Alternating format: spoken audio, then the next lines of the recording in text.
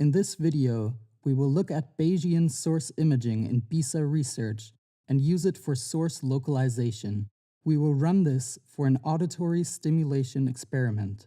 I have an averaged auditory response here with binaural application of a single tone with low intensity. I can mark a segment with left mouse drag, right-click and select Source Analysis.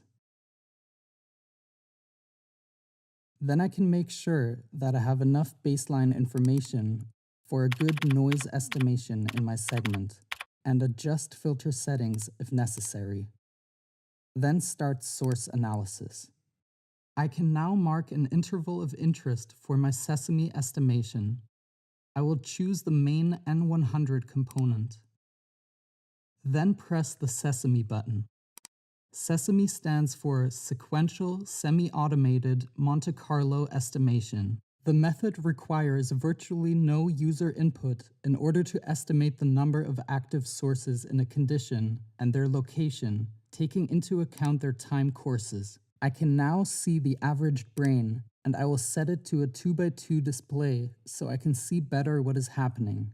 After each iteration, the display updates itself with the current solution that has the highest likeliness. The number of sources can range between 1 and 10.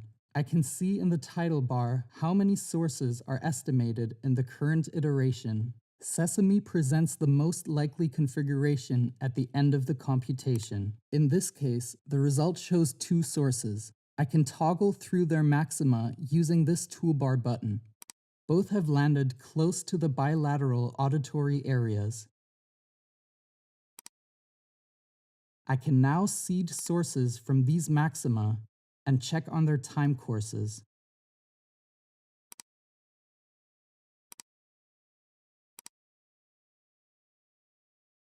I can also orient the regional sources by right-click to optimize orientations for the main activity.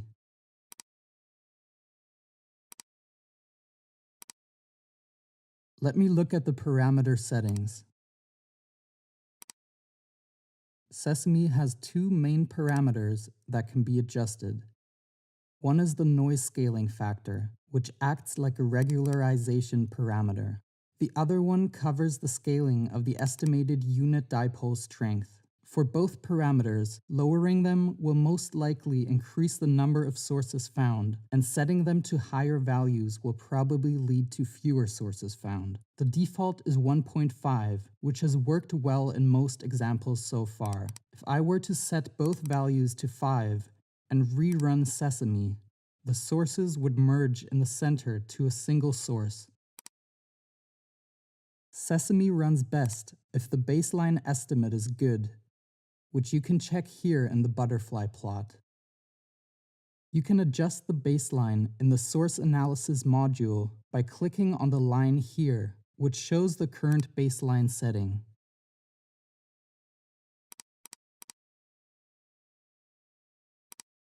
Back to the image settings.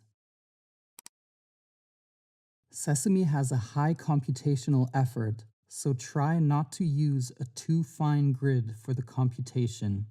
The grid size is changed here in the general settings. If I change it to 12 millimeters, for example, then SESAME will run a lot faster.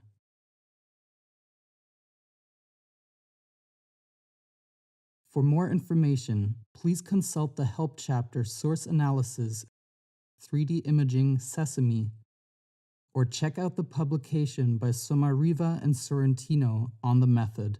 Thank you for watching.